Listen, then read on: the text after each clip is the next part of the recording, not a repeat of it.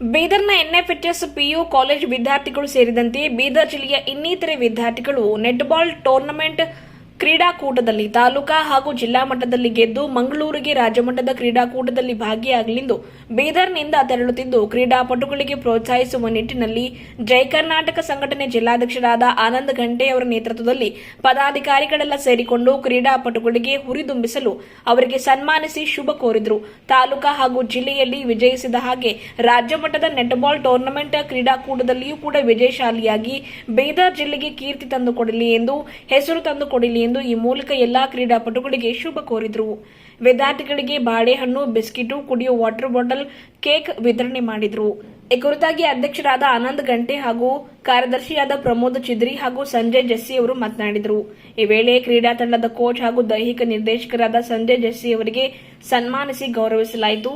ಕಾರ್ಯಾಧ್ಯಕ್ಷರಾದ DK Sangamesh, ಪ್ರಧಾನ ಕಾರ್ಯದರ್ಶಿ ಆರಂಭಿಕ ಕಾರಬಾರಿ, ಉಪಾಧ್ಯಕ್ಷರಾದ ಪುನೀತ್ ಪಾಟೀಲ್, ಕಾರ್ಯದರ್ಶಿ ರಿಚರ್ಡ್ ಸೊರ್ಳಿಕರ್ ಸೇರಿದಂತೆ ವಿದ್ಯಾರ್ಥಿಗಳು, ಕ್ರೀಡಾಪಟುಗಳು ಉಪಸ್ಥಿತರಿದ್ದರು.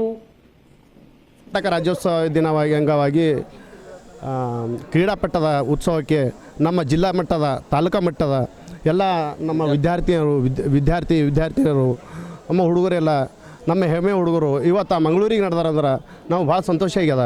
ನಮ್ಮ ಜಿಲ್ಲಾಧ್ಯಕ್ಷರಾದ ಆನಂದ್ ಘಂಟೆ ಅವರು ಕರೆ ಕೊಟ್ಟರು ನಮಗೆಲ್ಲ, ಬನ್ನಿ ನಮ್ಮ ತಾಲೂಕಾ ಮಟ್ಟದ ಹುಡುಗರು ಜಿಲ್ಲಾ ಮಟ್ಟದ ಹುಡುಗರಿಂದ ಈಗ ರಾಜ್ಯ ಮಟ್ಟಕ್ಕೆ ನಡೆದಿದ್ದಾರೆ, ಸ್ವಲ್ಪ ಅವರಿಗೆಲ್ಲ ಪ್ರೋತ್ಸಾಹ ಮಾಡಿ ಬನ್ನಿ ಅಂತ ಹೇಳಿ ಕರೆದಿದ್ದಾರೆ. ನಾನು ಜೈ ಕರ್ನಾಟಕ ತಾಲೂಕಾಧ್ಯಕ್ಷ ರವಿ ಚಿನ್ನಪ್ಪನವರು ಮಾತಾಡ್ತೀನಿ. ಸಮಸ್ತ ನಾಡಿನ ಜನತೆಗೆ ಕರ್ನಾಟಕ ರಾಜ್ಯೋತ್ಸವದ ಹಾರ್ದಿಕ ಶುಭಾಶಯಗಳು. ಇವತ್ತು ಕರ್ನಾಟಕ ರಾಜ್ಯೋತ್ಸವ ಅಂಗವಾಗಿ ನಮ್ಮ ಬೀದರ್ ಜಿಲ್ಲೆಯಲ್ಲಿ ನಮ್ಮ ವಿದ್ಯಾರ್ಥಿ ಕ್ರೀಡಾಕೂಟಗಳು ವಿವಿಧ ಕ್ರೀಡೆಗಳಲ್ಲಿ ಜಯಗಳಿಸಿ ಇವತ್ತು ಮಂಗಳೂರಿಗೆ ರಾಜ್ಯ ಮಟ್ಟದ ಸ್ಪರ್ಧೆಗಾಗಿ ಹೋಗ್ತಾ ಇದ್ದಾರೆ. ಆದ ಕಾರಣ ನಾವು ಜೈ ಕರ್ನಾಟಕ ಸಂಘಟನೆಯವರೆಲ್ಲ ಸೇರಿಬಿಟ್ಟು ವಿದ್ಯಾರ್ಥಿಗಳಿಗೆ ಒಂದು ಸ್ಫೂರ್ತಿವಾಗಿ ಅವರಿಗೆ ಬೆನ್ನು ತಟ್ಟುವಂಥ ಕೆಲಸ ಮಾಡ್ತಾಯಿದ್ದೀವಿ. ಅದೇ ರೀತಿಯಲ್ಲಿ ಇವತ್ತು ಕರ್ನಾಟಕ ರಾಜ್ಯೋತ್ಸವ ಇದನ್ನ ಸಲುವಾಗಿ ನಾವು ಅವರಿಗೆ ಒಂದು ಪ್ರೋತ್ಸಾಹವಾಗಿ ಒಂದು ಹಣ್ಣು ವಿತರಣೆ ಮಾಡಿ ಅವರ ಒಳ್ಳೆ ಆಟ ಆಡಿ ಜಿಲ್ಲಾ ಮಟ್ಟದಲ್ಲಿ ಗೆದ್ದಿದ್ದ ಹಾಗೆ ರಾಜ್ಯ ಮಟ್ಟದಲ್ಲೂ ಕೂಡ ಗೆದ್ದು ಹಿಂದೆ ಬೀದರ್ ತಿರುಗಿ ಬಂದು ನಮ್ಮೆಲ್ಲರಿಗೆ ಸಂತೋಷಗೊಳಿಸಬೇಕು. ಈ ಟೀಮಿಗೆ ಒಯ್ತಿರುವಂಥ ನಮ್ಮ ನ್ಯಾಷನಲ್ ಹಾಕಿ ಕೋಚ್ ಸಂಜಯ್ ಜಸ್ಸಿ ಸರ್ ಬಹಳ ಶ್ರಮೆ ಪಟ್ಟಿದ್ದಾರೆ. ಅವರು ಈಗಾಗಲೇ ನಮ್ಮ ಮಹಿಳಾ ಕ್ರೀಡಾಕೂಟಗಳಿಗೆ ಎಲ್ಲ ಸ್ಟೂಡೆಂಟ್ಸ್ಗಳಿಗೆ ಒಯ್ದು ಅಂಡಮಾನ್ ನಿಕೋಬಾರ್ದಲ್ಲೂ ಕೂಡ ಅವರು ಪಾರ್ಟಿಸಿಪೇಟ್ ಮಾಡಿ ಬಂದಿದ್ದಾರೆ. ಇಂಥ ಒಳ್ಳೆ ಕೋಚ್ ಮುಂದೆ ನಮ್ಮ ಜಿಲ್ಲೆಗೆ ಇನ್ನೂ ಬರಲಿ, ಇನ್ನೂ ಜಿಲ್ಲೆ ಮಕ್ಕಳು ಮುಂದೆ ಬಂದು ಎಲ್ಲ ಆಟಗಳಲ್ಲಿ ಸ್ಪರ್ಧೆ ಪಾರ್ಟಿಸಿಪೇಟ್ ಮಾಡಿ ಗೆದ್ದು ನಮ್ಮ ಜಿಲ್ಲೆ ಹೆಸರು ತರಬೇಕಾಗಿ ನಾವು ಕೇಳ್ತೇವೆ. ಅದೇ ರೀತಿಯಿಂದ ನಾಳೆ ಆಗ್ತಿರುವಂಥ ವಿಶ್ವ ಮಹಿಳಾ ಕ್ರಿಕೆಟ್ ಟೀಮ್ ಇಂಡಿಯಾ ಫೈನಲ್ಗೆ ಮುಟ್ಟಿದೆ.